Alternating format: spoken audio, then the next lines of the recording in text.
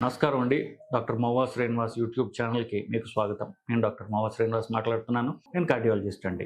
So, రాత్రిపూట మూత్ర విసర్జనకి ఎవరెవరైతే లేస్తారో వాళ్ళందరూ కొన్ని తెలుసుకోవాల్సినటువంటి అంశాలు, విషయాలు కొన్నున్నాయి. సో, రాత్రిపూట మూత్ర విసర్జన ఎక్కువగా పోతున్నాయి అనేటటువంటి ఆ ప్రాబ్లమ్ మీకున్నట్లయితే ఈ వీడియో మీకోసమే. వీడియో చివరిదాకా మీరు చూడండి. సో, ఎవరైతే ఈ ప్రాబ్లమ్ అసలు స్కోప్ అంటే ఏంటంటే 50 వయస్సు దాటిన వాళ్ళలో 50% మందికి ఈ రాత్రిపూట యూరిన్ కోసం లేవాల్సినటువంటి అవసరం అంటూ ఉంటుంది. ఇది 50 వయసు తర్వాత వయసు పెరిగిన కొద్దికి రాత్రిపూట మూత్ర విసర్జనకి ఎక్కువ సార్లు వాళ్ళకి లేవాల్సినటువంటి అవసరం పడుతుంది. అది 80ల్లో చేరితే 80% మందికి రాత్రిపూట ఒకసారి కంటే ఎక్కువగా వాళ్ళు మూత్ర విసర్జన కోసం లేవాల్సినటువంటి అవసరం పడుతూ ఉంటుంది. ఇది నార్మలా, అబ్నార్మలా? చాలామంది ఈ ప్రాబ్లమ్‌తో నా దగ్గరికి వచ్చి ఈ ప్రాబ్లమ్ గురించి చెప్తూ ఉంటారు. సో, నార్మల్ అంటే ఏంటంటే రాత్రి మీకు 50 వయసు దాటినా కూడా రాత్రి ఒక్కసారి లేదా అధమం 2 సార్లు చలికాలంలో లేవడం అనేది పర్వాలేదు, సహజమే. అది నార్మలే, జబ్బు కాదు. సో, 2 సార్లు కంటే ఎవరెవరైతే ఎక్కువ సార్లు మూత్ర విసర్జన కోసం అర్ధరాత్రి పూట్ల నిద్ర మధ్యలో మీరు లేవాల్సి వస్తోంది అంటే అది నార్మల్ కాదు. దానికి కారణం ఏమైనా ఉందా అని చెప్పేసి మీరు డాక్టర్ దగ్గరికి వెళ్ళి చూపించుకోవాల్సినటువంటి అవసరం ఉంటుంది. కారణాలు ఏంటి? ఎవరెవరైతే ముందు మామూలుగా తీసుకుంటే రాత్రిపూట్ల పడుకునే ముందు ఎవరైతే ఆల్కహాల్ సేవిస్తారో, మద్యపానం సేవిస్తుంటారో వాళ్ళకి రాత్రిపూట ఎక్కువ సార్లు యూరిన్ పోవాల్సినటువంటి అవసరం వచ్చే అవకాశం ఉన్నది. సో, అది జబ్బు కాకపోయినప్పటికీ వాళ్ళు తీసుకునేటటువంటి ఆల్కహాల్ వల్ల రాత్రిపూట యూరిన్ ఎక్కువ వస్తుంటుంది. ఇంకా కొంతమందికి జబ్బులు ఉండొచ్చు.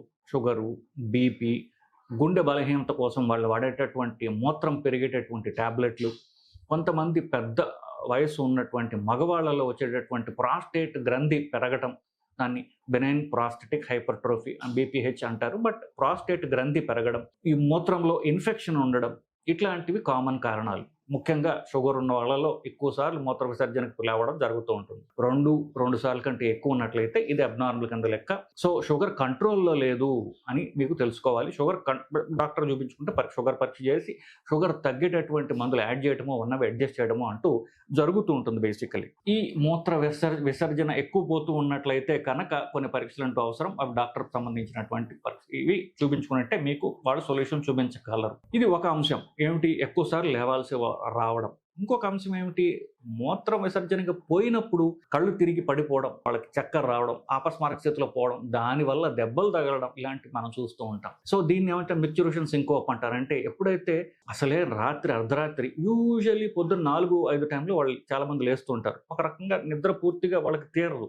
సో, సగం నిద్రలో లేచి నడిచి వెళ్ళి ఒంటేలకు పోయినప్పుడు ముందు సగం నిద్రలో ఉండడం వల్ల కాలు జారి పట్టడం, సరిగ్గా కనిపించకపోవడం, లైట్లు కూడా డిమ్గా ఉంటాయి, చీకటి, దీంట్లో కాలు జారి పట్టడం, దాంతో కాళ్ళు విరగడం, దానికి ఆపరేషన్‌కి పోవడం, వయసు పెద్దిన వాళ్ళకి చాలా మందికి ఈ ప్రాబ్లమ్ చూస్తూ ఉంటాం. రెండవ అంశం ఏంటంటే వాళ్ళు ఎప్పుడైతే యూరిన్ పాస్ చేసిన వెంటనే చేస్తుండగా చాలా మందికి తెలివి తప్పి పడిపోతుంటారు వాళ్ళు.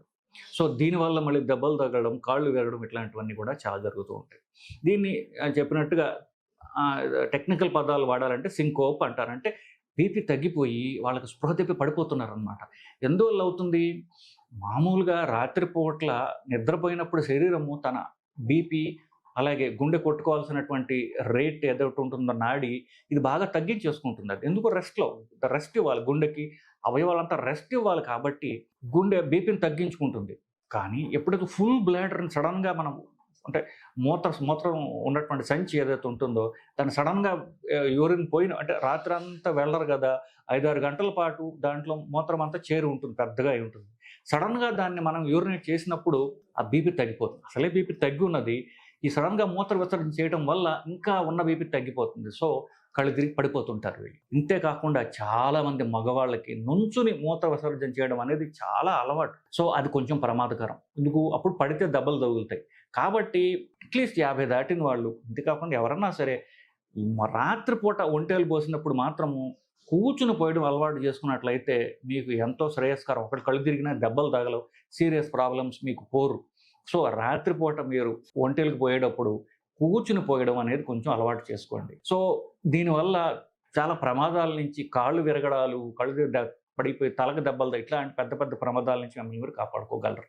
ఇది మాటి మాటికి ఇట్లా జరుగుతోంది, ప్రాస్టేట్ ప్రాబ్లమ్ ఉంది, షుగర్ ప్రాబ్లమ్ ఉంది, మాటి మాటి కళ్ళు తిరిగి పడుతూ ఉన్నట్లయితే కనుక కాళ్ళకి గట్టి సాక్స్ లాంటివి వేసుకోవడం మీకు ఎంత ఉపయోగపడుతుంది.